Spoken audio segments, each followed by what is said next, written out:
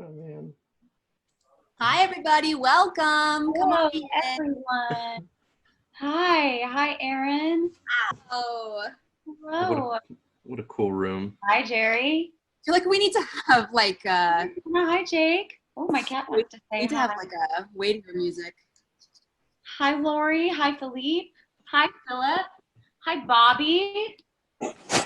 Jennifer, Mark, Jake, Allison, Amy, Brenda. Thank you, everyone. Hi, Rafi, Jana, Justin, Elizabeth.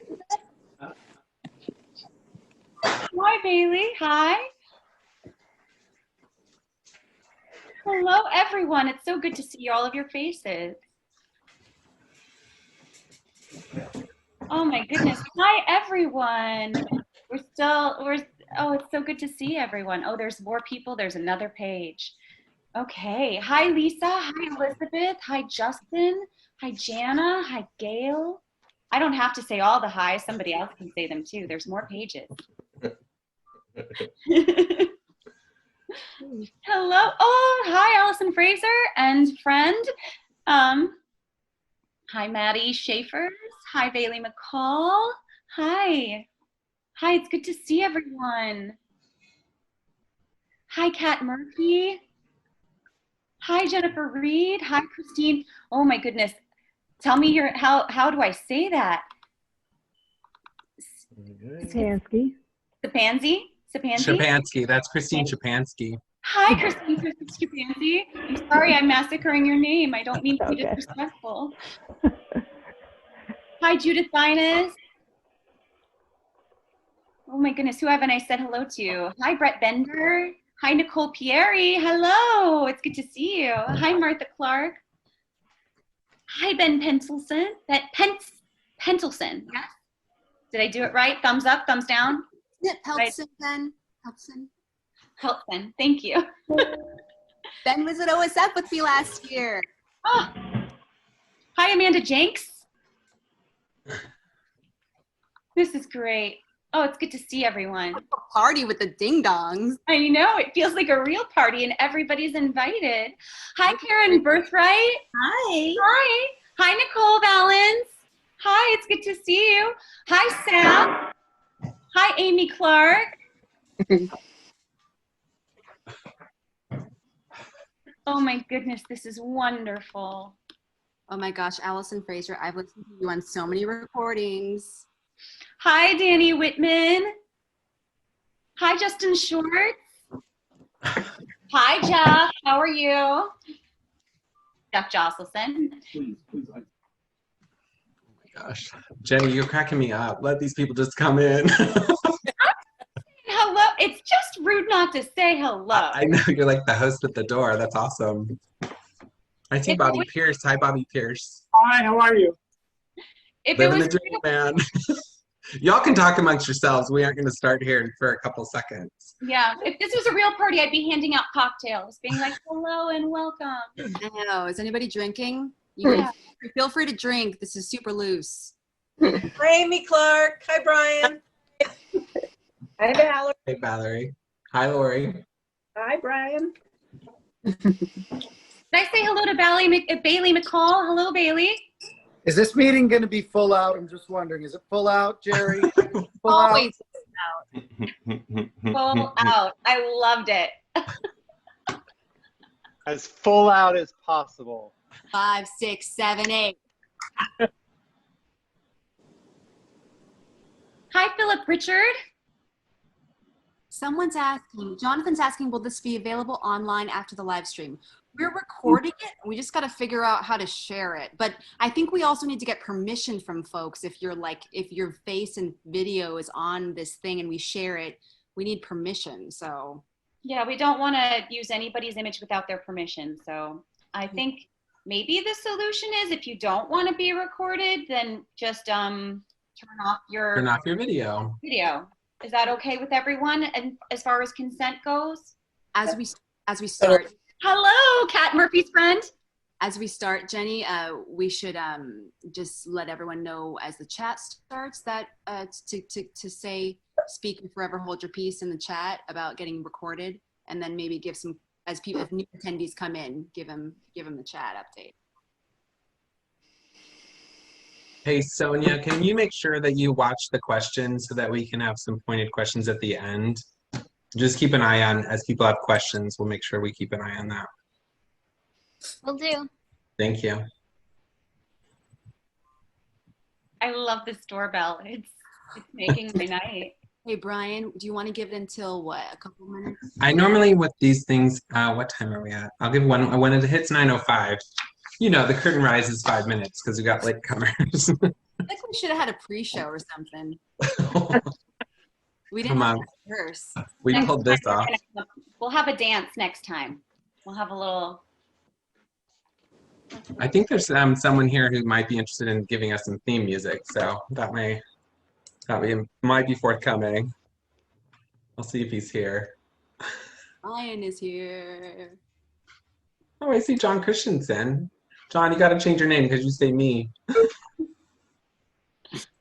John's in the other room. That he's holding down the fort while you're. Yeah, we'll probably get interrupted probably at least once. Okay. Jerry, I think we are good. If you want to get things started, we're about 5 after. You want me to start? Hi, everybody. Oh my God. Thank you for showing up. All of these amazing people. I'm just kind of scrolling through the pages and looking all the beautiful faces that I can see. And those of you who I may not be able to see, but I can hear us. Thank you for being here tonight. Brian got in touch with me and asked me about hosting this, and I said I knew very little about being an arts hero, and I wanted to know more. What I knew was from Billy Porter, who had sort of started earlier on, in a month ago maybe, and I was in the midst of Broadway Bears and trying to get as much money raised by stripping for Broadway Cares as humanly possible. And we've done very well. I think we're gonna hit $1 million by Labor Day, which is incredible. So thank you all if you donated to that or participated. But anyways, be an arts hero, yeah. So Brian, take it away. Tell us why we're here. I mean, you're the boss. I'm just, No. I'm just the window dressing. Thank you, Jerry. I want to first ask I know that you've been working with Broadway Cares as you always do, but I wanted to know sort of how the pandemic has impacted you. What happened as of March 12th for you? What work were you working on? What stopped? I was in a reading workshop of a new musical. Amy Clark's on here, costume designer of it's called Becoming Nancy. It's a new musical. We did it at the Alliance. It had a very successful period down there. We were in the midst of making our changes for New York, or for a next step. And we were in a 2-week reading of the new material. And on Tuesday of that week, that famous week, Friday the 13th, I will never forget, March 13th. I was supposed to go to the opening night of Six on Thursday night, which was the 12th. And one of the producers of Six, George, he's the writer of Becoming Nancy. And so he was in the room and he said, I don't know what's going on, but you know, there was a COVID case and one of the ushers, and now they're worried about the theater. And by the 5 o'clock, Six was canceled, and we were not having people coming to our reading on Friday. We were social distancing the chairs, and we were going to do that final reading in the room and videotape it for our producers. We did meet that Friday. We read it very quickly and sang it, and then I sent everybody home, and I came out here to my house, and I've been here since March 13th. I have been in the city one day. I walked through Times Square at 9:30 on a Thursday. It was about 6 weeks ago, and I burst into tears because I had never seen, I've been in, this September it will be 40 years working on Broadway, 40 years in New York, and I have never seen Times Square so empty and the buildings boarded up, and I was shocked, to be quite honest, shocked. And yeah, but I've been here and I'm very grateful, and we're very lucky, Ricky and I, and we have the home and we have no complaints. We have nothing to complain about. Working mostly online with writers on future work. I've been in touch with a lot of the producers and general managers of shows. So I hear on a daily basis what's happening, what isn't happening. The one place I have a show that was running and it opened last Friday was in Korea. Kinky Boots started its 4th performance. We had 1 performance on Friday, and then we shut down on Saturday and Sunday, and Monday we were back on Tuesday with social distancing in the seats. My understanding, there was an article in the Times about it, but my understanding was a church, a religious leader in Korea had a service and allowed everyone in without masks, and there was a spike of, they went from 13 cases a day to 430 in a day. No. And Netflix shut down filming, and then the shows all had to shut down for the weekend. But you know, they're crazy over there. They've got contact tracing. I don't know if you've seen any of this stuff on the internet. They have a bus stop where it's an enclosed booth, and you have to stand and get your temperature taken to enter the booth to get on the bus. And you get on by washing your hands and get in the booth. And then once you're in the booth, you have to wash your hands in the booth before you can get on the bus. I mean, it's crazy. They spent thousands of dollars on these bus stops. They are, you know, really, really ahead. That's why they're doing shows. That's why they're able to still perform. And their economy has not been stopped like ours. But we've got a lot of work to do. So that's why we're here. We all want to be heroes. So tell us how we can be a hero. Fantastic. Well, that's a great segue. Hi, everyone. I'm Brian. I'm Brian Blythe. I'm going to moderate tonight. I've asked Jerry to host, and Jenny was so gracious to pass out the drinks. But just going back to March 12th, my partner is John Christensen, who owns John Christensen New York costume shop in the city. We built the costumes for Six, and he was supposed to go to the opening night and had to leave New York City at around noon. Ended up in the hospital. He's fine now, but that was how we started our journey. But because of the costume shop shutting down, we started this coalition, the Costume Industry Coalition, and that coalition keeps being told by our leaders, local, the mayor's office, the state senate, and I even got out of Zoom with the lieutenant governor of New York, that everyone's waiting for a federal bailout. They're looking for federal relief. And so while we're trying to fight for the survival of our 50 members of the Costume Industry Coalition, Tony Leslie James, the wonderful designer, introduced us to this group of people from Be an Arts Hero. And it was late one Thursday night that John and I got on a Zoom with these three: Jenny Macomb, Brooke Ishibashi, and Carson Elrod, who are the founders of Be an Arts Hero. It was a late Thursday night for us, and those of you who know John and I, we have kids at home, so the next day we felt a little hungover. But these three people are actor, activist, and director, writer, activist. Brooke is LA-based, Carson is New York-based. They're the actors, and Jenny is New York-based and is the director, writer. But they basically, I'm going to let Brooke explain how this all started. So Brooke, how in the world did Be an Arts Hero start? Yeah. So I'm sure, like everyone who's on this call, the pandemic hit, and it day by day, week by week, it got worse and worse and worse. And the shutdowns just swept the nation. And as time went on, the three of us looked at each other and we were like, surely someone is going to come to save us. Where's the infantry and battalions? Like, they're going to come on their horses soon to save the day, right? Where's Captain freaking America?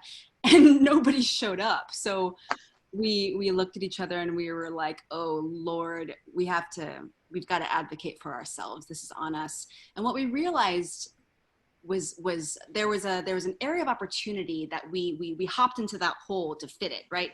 There needed to be an organizing effort, a collective force, a unified front of sorts, mobilizing boots on the ground, blue collar arts workers, shoulder to shoulder with celebrities, shoulder to shoulder with institutions and institutional leaders. And that wasn't happening. And so everybody was going to the government with their own individual asks. And frankly, it was diluting our efficacy because, you know, God love all of our unions, you know, everyone's asking for what will help their membership, their constituents, et cetera, et cetera. And so we took a step back and thought, oh, someone's gotta bring everybody together so we can go to Congress together. It's like our Arts Avengers Assemble moment, right? If we're not doing it together as a collective force, then we're not going to get the big bucks, right? We're not going to be, we won't receive the recognition as a big business, as one of the largest economic drivers in the nation, if we don't all rally together. So we saw the area of opportunity and we took it, and it's only been like 8 weeks or something. And this is just really taken off. And I think it speaks to the fact that everyone is looking around and saying, who's going to save us? I guess we got to save ourselves. And that's why everyone's supporting a movement like this. So we really appreciate all of you being here tonight, and let's get some shit done. And Brooke, I want to say that, you know, this has been, you guys call it a kitchen table sort of campaign, a grassroots campaign, all coming out of your kitchen tables. So I want to pivot a little bit and let Carson talk about some of these stats that I was really sort of just, I'm getting really fancy with, sorry. Ooh. Now I'm not. See, I got cocky. Now I got cocky. Hold on. I pushed the wrong button. I want to talk about these stats because the stats are really what changed the idea for me in particular. I think that sometimes when we talk about the arts, we think about it as frilly and fun and all of that, but it actually is an economic driver in our nation. So Carson, if you can, talk me through this wonderful infographic put together by Be an Arts Hero. See, I feel bad because you've put it on the screen, and so it's going to look like I'm just reading it, but I literally spout this information all day, every day, and I've been doing it. We had 5 meetings with U.S. senators' offices today. So this stuff is ready to go. I don't want anybody to think that I'm reading off the screen. So close your eyes, Carson. Close your eyes. So this is what happened. One of the animating impulses of the Be an Arts Hero campaign is that the United States government has a misinformed relationship about the creative economy and what arts and culture bring to the country as a whole. So what we did is we dug into a lot of information from the National Assembly of State Arts Agencies, Americans for the Arts, arts.gov, NEA, BEA. So we just did a lot of deep diving and number crunching. And what it comes down to is it's pretty astounding. The arts and culture industry adds $877 billion in value added every year to the economy. There are 5.1 million arts workers. We are 4.5% of GDP. So to put that in perspective, we are bigger than tourism. We are bigger than transportation. We are bigger than utilities. We are bigger than construction. So when you look at the CARES Act and you see that 10 airlines were able to secure $50 billion in relief. And there are 16 senators right now who have signed on to an additional $25 billion in relief for airlines. So if that comes to fruition, 10 airlines will get $75 billion in relief. In the care and arts and culture adds $265 billion more a year to the economy than all of transportation put together. So that tells you that there's something wrong with the conversation about the arts economy. And so we thought, why? What's wrong? Like, what's happening? And then we thought, oh, this is what's happening. A lobbyist for 10 airlines can go to DC and the ask is very simple, right? The lobbyist goes, I represent these 10 airlines. They need help. Let's do this.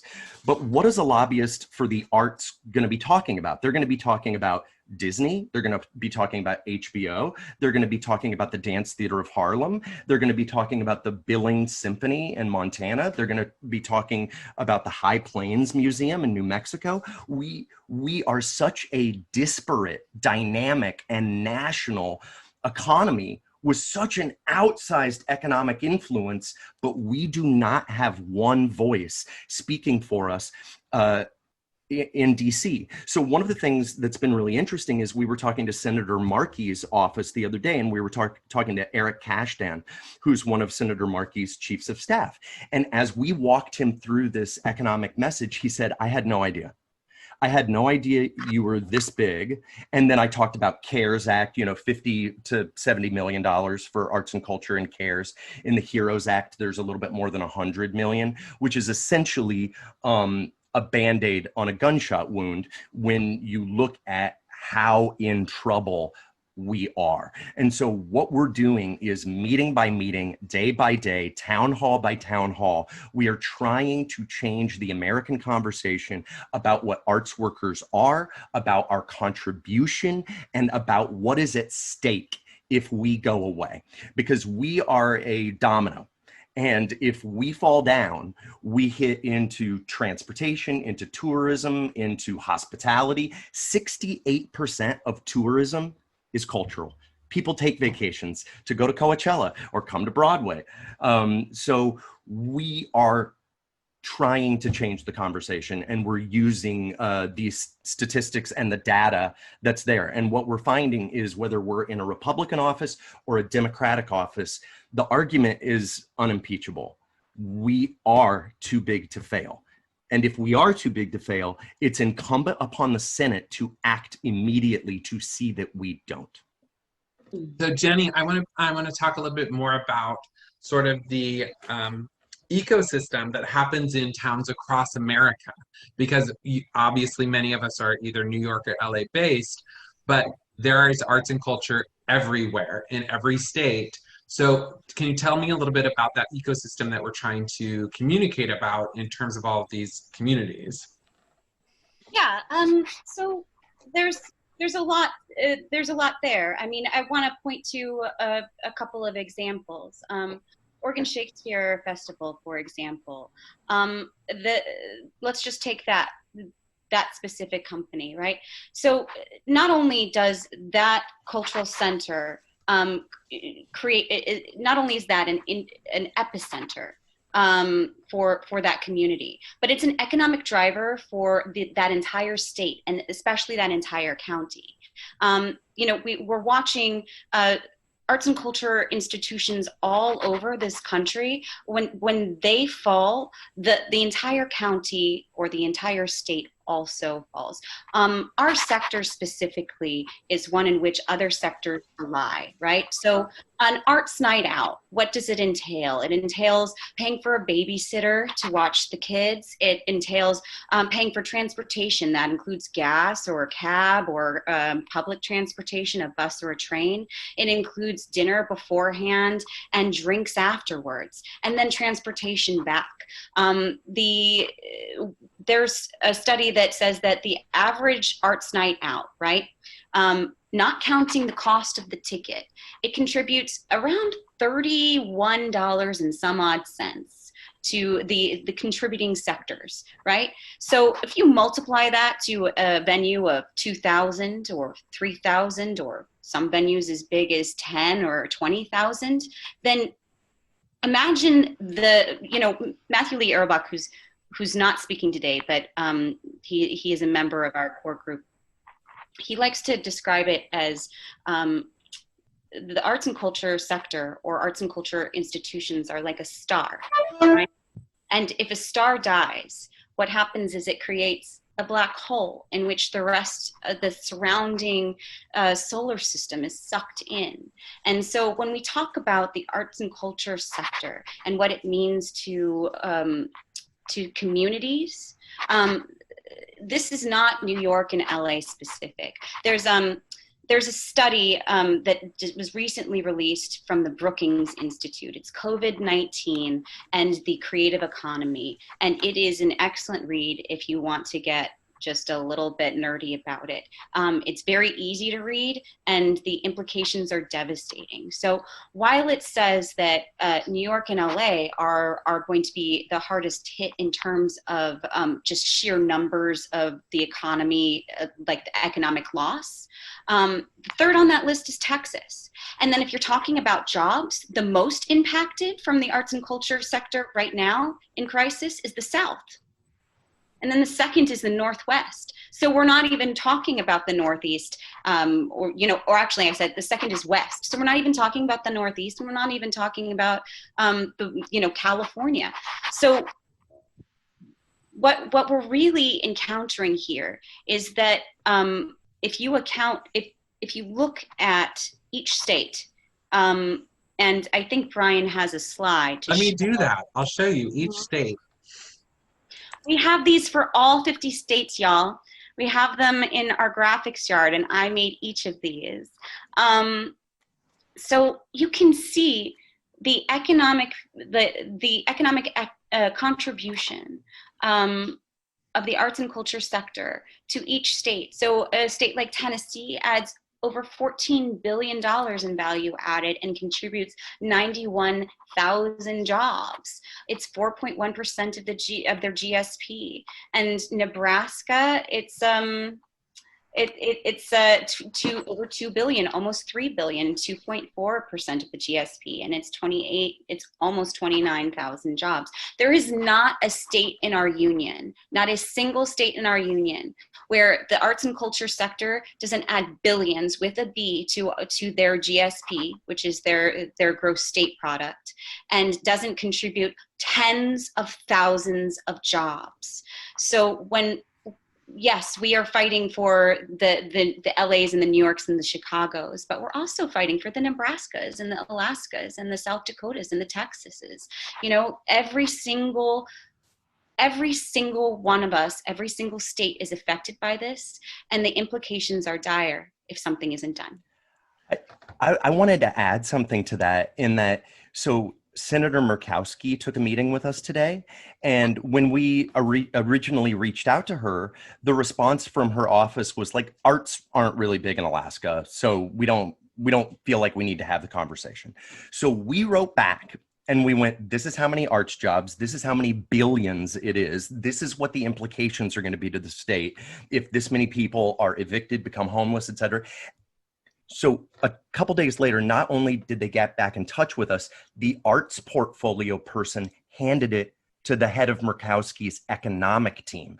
We had an hour-long conversation with her head of economics and finances today. And by the end of the conversation, she said, this is not a partisan issue. This is an economic issue. You have not received the relief you deserve, and something needs to happen. So we left a Republican's office today having made this economic case, and with a real feeling from that staffer, she was like, get us the information of the kind of legislation that you're looking for, get us a Dear Colleague letter, and I'm going to get this in front of my boss. So this message works because the message is accurate. We just need to re-educate people to understand who we are, what we do, and what we are contributing all day, every day to the economic life of this country. Can I butt in, Brian? Yeah, go ahead, brother. Piggybacking onto what Carson's saying, you know, it is reframing the narrative, right? We're trying to change the national conversation. Why is it that we are starving artists? And the narrative has always been that we're starving artists, and we are one of the largest economic drivers in the nation. So something we're really excited about, and that we think everyone is getting excited about as they join this movement, is we are arts workers, we are arts laborers, we are trying to save the arts economy. So no more of this like hat in our hands, Oliver Twist, like, may I please have some more, sir? Like, it's not about that anymore, because if the airlines were ballsy enough to go with their lobbyists to Congress and say, we're too big to fail, give us the money we deserve, why is the arts and culture sector not doing the same frickin' thing?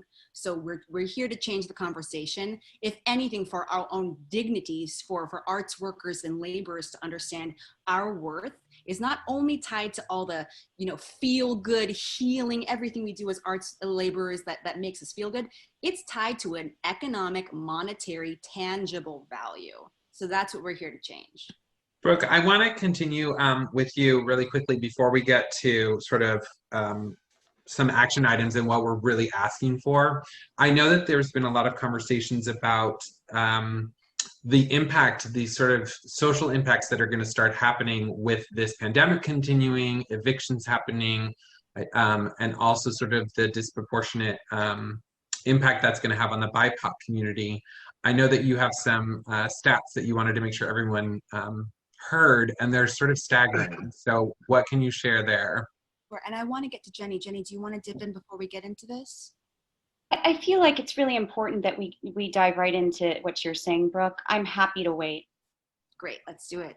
Yeah. So, it's very depressing. So CNBC is reporting that by October 1st, which is a little over a month away now, if we do not receive federal relief, 40 million Americans may be evicted by October 1st. So if you look at your calendars, it's August, what day is it? August 27th.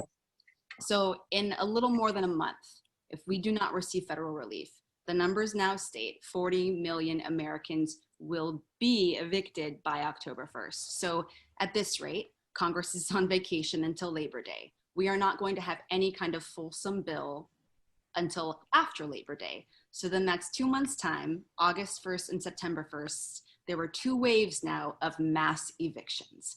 This is disproportionately impacting the Black and Hispanic communities. The most devastating thing about this is that the Black and Hispanic communities are already dying at higher rates than everyone else due to COVID.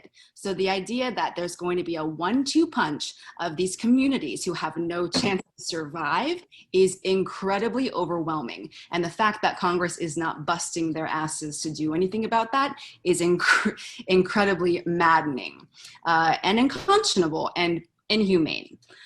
So the thing about the eviction crisis is that at this rate, if federal relief doesn't come fast, that looks like 12 out of every 100 Americans getting evicted. That's about a 7,000% increase. So our current homeless population is around 567,000 in America, okay? So within a month's time now, without getting federal relief, that number, that population could skyrocket 7,000% in a month's fucking time, everybody. So we have to understand, like, the fact that it isn't affecting you right now or me right now, and I'm fine because I can stay with my family if I get kicked out of my apartment. The fact that there are millions of Americans who are not as lucky as us, the fact that we may not be in that situation right now, so we don't see it and we don't understand just how bad it's gonna get, we got to sit with that, because it's much like the COVID crisis at this point. By now, 6 months into the crisis, COVID has touched each and every single person on this call in some way, shape, form, or fashion. You know, if it hasn't hit you, it's hit a loved one, a colleague, a friend, a neighbor, etc. Right? This homelessness crisis, it will be much the same as COVID if we don't receive relief. And so what we're trying to convey to everyone who will listen is that we got to do something fast, because, you know, if we don't receive relief, if 40 million people are evicted in the next month or so, what does that mean? You know, and they're already losing, they're losing, or they will lose their health insurance in combination with that, because for most arts workers and for most humans in America, our insurance is tied to our employment, right? And at this rate, around 51 million Americans unemployed.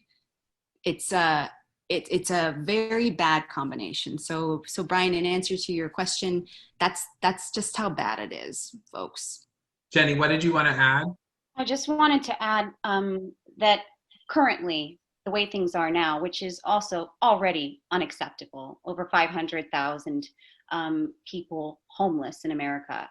That number has a very sad statistic, which is 40% of the homeless youth in this country are LGBTQI+. Okay? So those are kids kicked out of their homes, usually from parents who have just kicked them out. So when we talk about this homelessness crisis, we're talking about resources that are already super thin for those marginalized communities. And with a 7,000% potential increase in homelessness, we're looking at those resources being completely depleted. There's no chance to catch anybody, right? And that, of course, will always hurt the most marginalized people already. So then when we think about the people who are evicted and can maybe rely on their family, we also have to think about the people for whom their families have abandoned them. So when we think about this crisis, we have to always keep in mind that this crisis has always exacerbated the pre-existing inequalities that have existed in our society. And the marginalized are being disproportionately hit by this crisis. So that was what I wanted to add to Brooke's amazing, eloquent. Brooke, let's one more thought before we try to get to some solutions and action items. Brooke, what was your thought? So to tack on to that, to give you a fuller, more holistic idea of the human toll of this crisis and why we need action fast, we got to talk about mental health, right? So it's projected that there may be up to 8,164 excess suicides due to COVID-related unemployment this year in the US alone. So we have friends and colleagues who have tried to kill themselves. Some have not been successful, which is what it is. But we have to think about what this crisis is doing to our loved ones, and the fact that some people have reached a point where they feel like there's no way out. And so there is a woman whose story we shared via the Music Workers Alliance, who, is an orphan. She has nowhere to go. She can't leave the city because she has nowhere to go. She can't afford it. We know of other music worker friends who can't afford groceries, and so they rely on their friend who works at a food bank, who sometimes has leftover food to bring to them to take care of herself and her elderly mother. So we have to understand that for a lot of Americans, they don't have any other option, and they don't see a way out. So this is it's up to us to advocate for all these folks. I think too, you guys were telling me the other day that you heard the story of the IATSE worker who's now bagging groceries. Like, people are just scrambling to try to find ways to survive. And I think that one of the reasons why we get so dedicated to these causes, in terms of trying to save an industry or save an entire sector, is because it gives us a sense of purpose. So I want to sort of pivot to Carson talking about I want to talk about the top 3 asks of the Senate, because that's what are we really asking for? Yeah. And I think, the first 2 are kind of easy, but that third one with the comparable relief is sort of the one that I always get sort of stuck on. So I know you know this, but I wanted to show this fancy graphic to everyone. Right. So, I mean, what's very crucial for us, our top 2 asks are an immediate extension of FPUC at its full rate until the crisis is over, at its full rate until we're on the other side of this. I don't need to go over all the points that Brooke and Jenny just did. For obvious reasons, it is crucial that people are able to stay alive, stay in their homes, and have jobs to come back to on the other side of the crisis. That's what COBRA is about, is making sure that people can stay alive with health insurance. And then the big thing is dedicated proportional relief. So I talked about how airlines got $50 billion. It looks like they might get $75 billion. They add $265 billion less to the economy than arts and culture. So what we are doing is we are asking that $43.85 billion be administered by the NEA, the NEA, NEH, CPB, IMLS, SBA.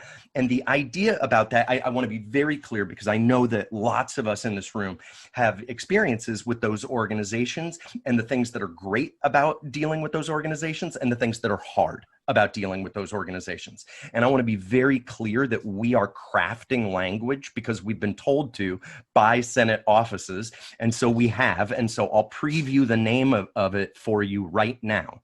We're calling it DAWN, the Defend Arts Workers Now Act.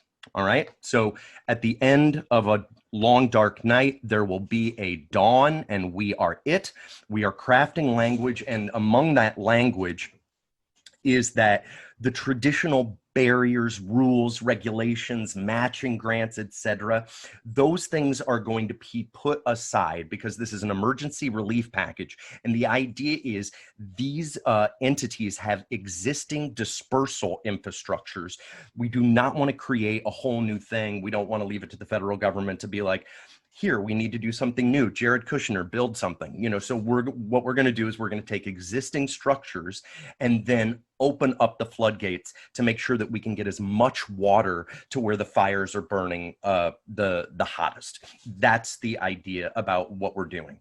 And then the other thing is we want an extension of PPP, and we want it expanded in a way so that businesses like the John Christian shop can have access to it, so that the arts adjacent artisans, those businesses can survive and thrive on the other side of this. And the last thing is we're looking to restore the tax deduction that went away in 2017. So that's pretty easy. But the big signature piece is proportionate legislation. Where does that 43.85 billion come from? Well, it comes from 5% of what we add to the economy every year. That's it. That's where it comes from. And yeah, so that's what we're campaigning for right now. That's the legislation we're crafting, and we literally are having 5 meetings with senators every day to push on this and to push on it hard, because we're in a moment where, you know, we're getting a lot of different points of view from a lot of different offices, and there are some offices that are very depressed and think nothing is going to happen until after the election. So there's some Senate offices that are like, we're probably all effed until November. And then there are other offices that are like, something is probably going to happen, and then in the first 72 hours between when people get back on the 8th and the 11th. And then there's other people who kind of fall in the middle that are like, something will probably happen with FPUC right away, but then everything else will go away. So what we are focusing on is the fact that we are the most persuasive, talented, skilled, charismatic, sexy, amazing workforce in the United States. And if we, all 5.1 million of us, understand our worth and stand up and advocate for it and sing this song in the direction of the United States Capitol building together, it is a song that cannot be ignored, and something will happen. So we're on the inside right now. I promise you, all we do is this. We do this from when we wake up to when we go to bed. All of us are working about 12 to 16 hours a day on this. Jenny works even more because she's like literally creating all of the graphics.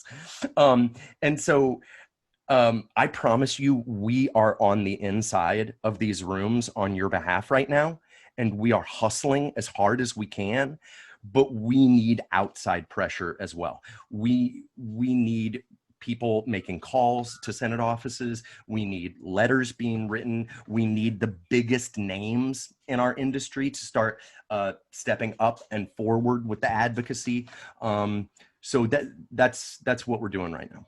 So Brooke, I want to give you your starring moment, your fabulous 5, which we love to see. What are 5 things that these people on these screens can do? Okay. Go. Don't forget them. So bare minimum, if you're feeling real lazy and you got a minute, you can tweet a tweet. So if you go to our website, beanartshero.com, we have everything there for you. We have the pre-written tweets, we have the graphics to share, copy to write when you post your graphic on Instagram. So bare minimum, tweet a tweet. 2. And I just want to hold on. I don't want to get, I know you get going on this, but for those of you who are in different states, they have a state folder in their graphics yard for every single state. So those graphics that we were showing you earlier, that was Nebraska and Tennessee. If you live in North Carolina, post your North Carolina and send it to your senator. If your family lives in Maine, send them the graphics and say, can you use these as well? So I'm sorry, Brooke, I didn't mean to interrupt. Back to you. Okay, 1, tweet a tweet. 2, tweet a tweet and post a graphic. 3, tweet a tweet, post a graphic, sign our Action Network letter to the senators. Literally all you have to do is put your name in and your zip code in, and if you're lazy, you can just hit send. It's better if you customize it, but that's it. So that's 3. 4, what am I missing? Share our video. Letter to Congress.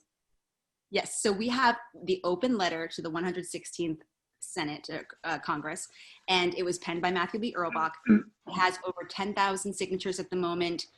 Emmy, Grammy, Oscar, Tony, Pulitzer winners, working class laborers, every major institution in the arts and culture sector in America you can think of, sign that letter. That's 4, right?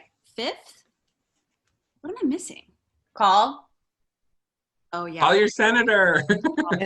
And I will say that you can go to senate.gov/contacts and you can find them all there. You can go to beanartshero.com and we have a database of all their social media handles where you can @ them. We have all their office phone numbers. So we have a database where we give you every possible way to contact your senator possible.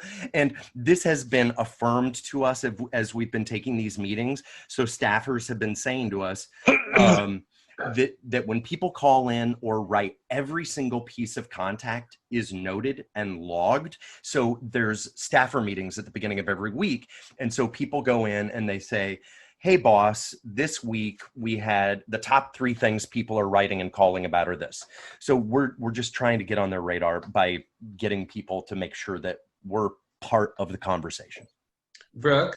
Also, you know, we have wonderful ambassadors like Billy Porter and Jane Krakowski and BD Wong who've gone on to the Today Show and MSNBC's Morning Joe and Seth Meyers, et cetera, et cetera. So we're still onboarding, you know, people to go promote the cause on TV. So if you got folks you want to recommend, send them our way, and we'll take all we can get. We actually on this Zoom are Jeff Josselson and Katya Zaralinsky, who are our talent coordinators, and they've been great in trying to really, you know, get to as many as we can. And all of us are exploiting any contacts that we do have. And some are, you know, definitely on board. They will tweet something, they will put something up. Others, I just actually got a letter back, a lovely letter from another A-list celebrity who said, you know, I'm working on social justice and the vote, like their bandwidth was sort of limited, but we have to keep asking. We have to keep asking. Speaking of, you know, Carson, you had intimated about singing a song and having everyone sing the same song. Jenny, can you tell them about what's coming up with the Arts Workers Unite? I can absolutely talk about that. I just want to circle back really quickly. Calling your senator, I know a lot of people might be phone shy. We've made a script for you. So everything is on our website or on in our bio and in our Instagram account. So if you want to call your senator but you don't know what to say, you can absolutely use our script as a guideline for how to talk to your senator, and that is 100% okay. Most of the time, you're not going to talk to anybody. You're just going to leave a message.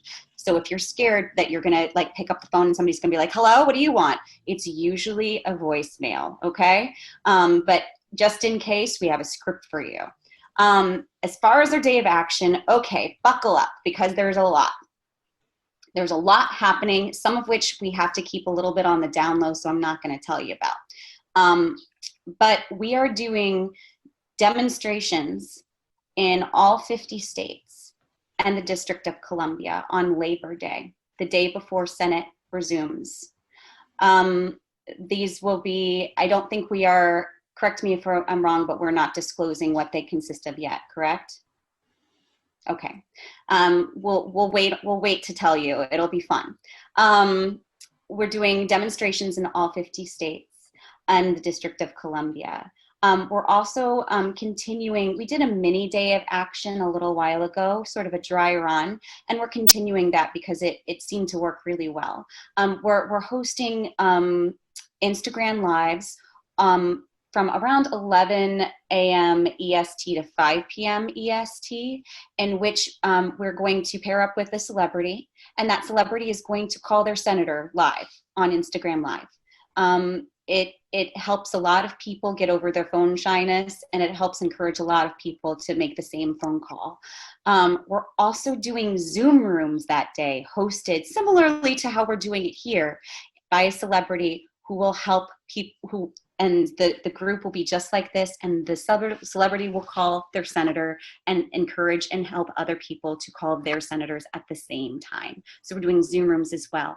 At the end of, we're also doing tweet storms. We're having teams of people on every single social media platform. We're reaching out to every single arts and culture institution that we've made contact with so that they can change their profile picture and they can post the graphics that we've prepared. So what we are trying to do is make sure that no matter where you are, if you're on Facebook, if you're on Instagram, if you're on Twitter, if you're checking out the news for that day, all you're seeing is Arts Workers Unite, which is the name of our day of action, Arts Workers Unite. And I just kind of want to go back to this term arts workers, right? Because not everybody in our field is an artist. There are grips, there are stagehands, there are ushers, there are lighting designers, there are roadies, there are 1,000 different jobs that aren't technically artists, but they are arts workers, and our sector would not be complete without them, and they would not exist without them. So it's very important to, like, when we're changing this conversation, we're changing it. Carson says lighting designers are artistic. I agree. I'm sorry to have missaid that. I just mean that not all of the people who are affected by this are what we would call artists. They're arts workers, and they're people who our entire sector relies on. I'm thinking of custodial staff, I'm talking about ushers, I'm talking about arts administrators. Those jobs are instrumental in our sector's success. So let's go back to the day of action. That was just a little side note. Yes, stage managers. Thank you, Pam. Yes, exactly so. You cannot forget our stage managers. Nothing would happen without them. Zero would happen without them. So in addition to the tweet storms and the social media and the live demonstrations at the end of the night, we're going to be streaming on a platform a series of panels similar to this one, but a little bit more curated. We also have a special video that I can't really talk about that will be released on the day. And in this panel, we will discuss very similar to the things that we discussed here with you. And they will have TBD, where I can't really disclose who will be involved, but it'll be arts and culture workers, both celebrities and leaders of our sector. And we will discuss the very similar things to what we're discussing now. And so that concludes our day of action. Now in that, there are ways, if you're an individual or an arts and culture leader, for you to get involved. I think by signing up, we have your email. So we're going to be sending you a little packet of ways, like basically our graphics and ways that you can share on the day. And I strongly encourage you and ask you to do so. And if you are an arts and culture leader, we will be sending your institution a packet similarly. And I strongly encourage you to open that up and use it, because what makes a difference is if we make noise, and we're stronger together. This is about collective bargaining, and this is about coming together as a sector and making as much noise as possible so they can't ignore us. As Brooke said, there have always been starving artists, and yet the arts have always been profitable. And it's time to stop that way of thinking about us. And it starts with each one of us taking steps to unify and present a strong enough front so that we cannot be ignored and we cannot be dismissed. Great, Jenny. I would like to give everyone sort of the opportunity, if you have questions. We have a couple more minutes because we want to make sure we are cognizant of everybody's time. But if you do have questions, to go ahead and type them in the chat. What I'm going to do is I'm going to show you a couple of things, maybe. We have a couple of more. What we're planning in terms of getting prepared for this day of action is we're going to have a few more of these town halls. We have some targeted ones that are coming up, and on Monday, we have reached out to, we're starting to reach out to arts leaders across the country. We have 3 hosts, Robert Barry Fleming from the Actors Theater of Louisville, Todd Haynes from Roundabout, and Molly Smith from the Arena Stage. And we're trying to get as many of arts organizations on board. So if you've worked somewhere, you know, in the last couple of years and you have connections there, make sure that, you know, you can email beanartshero@gmail.com to make sure that person's on the list, and we'll double check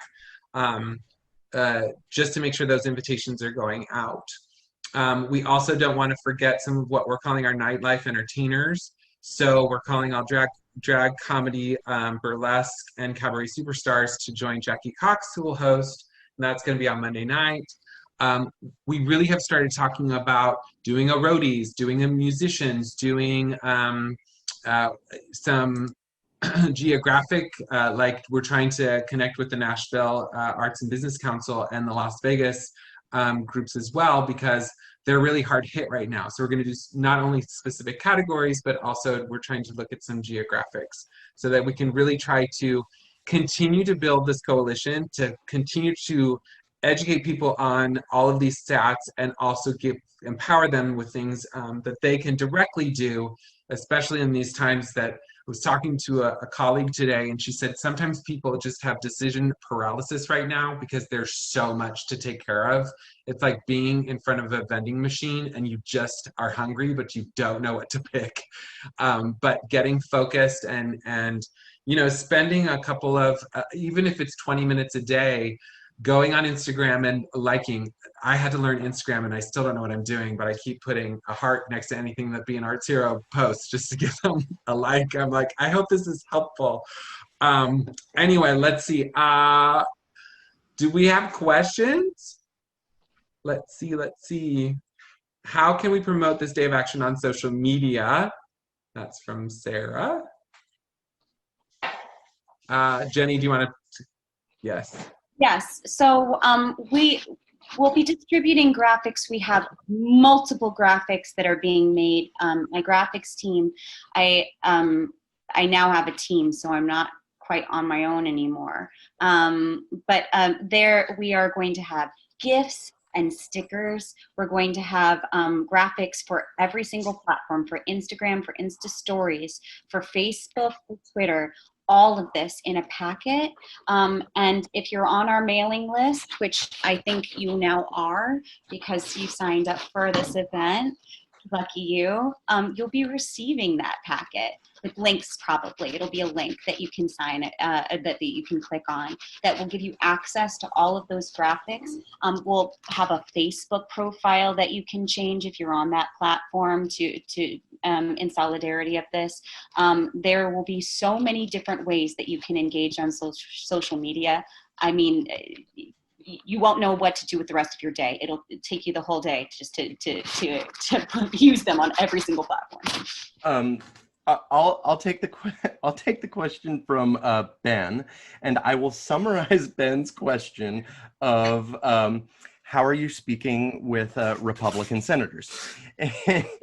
And as I said, what's been really exciting. To answer your question, yes, a lot of them are up for re-election, and so yes, in those particular offices, we're trying to give them an opportunity to do something that might be attractive to their constituency. Yeah. So obviously in North Carolina, if there's in June, there was an 11.2% unemployment rate, you know, almost 850,000 unemployed people. So the idea of taking away FPUC from 890,000 North Carolinians, you're not just taking away FPUC from Democrats, that's fairly bipartisan. And then kind of talking to them, there are some talking points on the right about the $600 being a disincentive to work. And so we're prepared with that in every single meeting that we go into. So for instance, in Senator Tillis's office,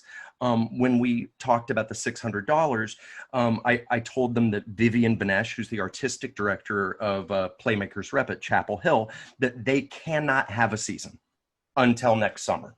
Like they have been barred by the university. So I said, you know, look, these are ushers and stagehands and actors and singers and wig makers, etc. And the $600 has nothing to do with whether or not they want to work. It has everything to do with the fact that there is no work for them to do.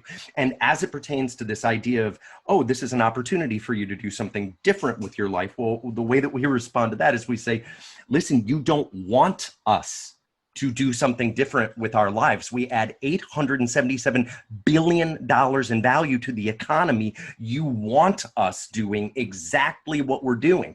So the best thing for the economy, for your state, is for you to put a floor underneath us, stabilize us, and invest in us in the long term. And I just want to see the name of the person again. I think it was Ben, right? Yeah. Ben. Yeah, and so the thing that's most encouraging is Perdue's office, John Cornyn's office, Murkowski's office, Tillis's office. There is no office that we make this argument in that they don't want a second meeting. This is an argument everyone can hear on both sides of the aisle. And that's what's exciting about the argument. And we are making this argument that we are too big to fail, and we're too big to fail in Texas, in Kentucky, in Kansas, in New York, in California. Brooke.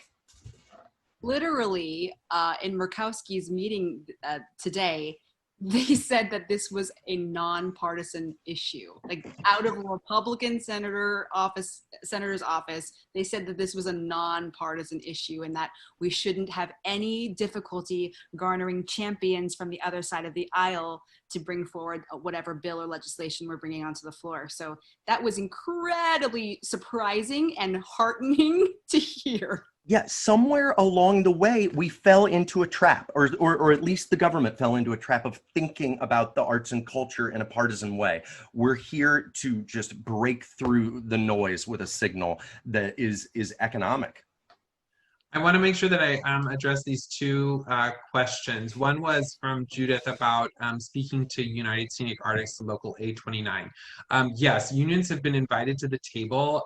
We're actually actively trying to campaign COBUG, which is the Coalition of Broadway Unions and Guilds. I invited Carl from 829 tonight, and there was an NAACP virtual march that a lot of them were involved with. But one of the goals is to get the unions involved. However, if you're in a union, call your union and make sure they're involved with Be an Arts Hero, actors, directors. Make sure that you're having that dialogue with them, because they need to understand that it's important to you as a union member. The other one was Logan says that I'm a part of an organization called ArtShare Louisville, based in Louisville, Kentucky. We're dedicated to making sure that the arts stay alive in our community. So we have taken some notes, and some of them are direct quotes. We were wondering if we could quote you guys for some articles. Heck to the yes. That's the whole point of this in terms of it being a nationwide campaign. It's not just about New York and LA. So that's why we're doing that. So Logan, definitely email beanartshero@gmail.com and they will follow up with you. Last one. Okay, this is the last question. Cruise ships.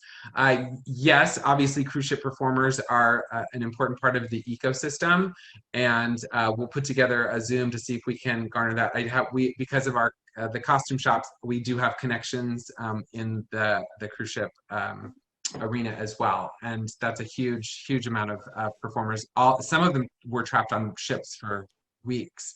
So I do want to wrap this up. Brooke, did you have a final question? There was a question from Irene that we might have skipped as well. Have we missed anyone else?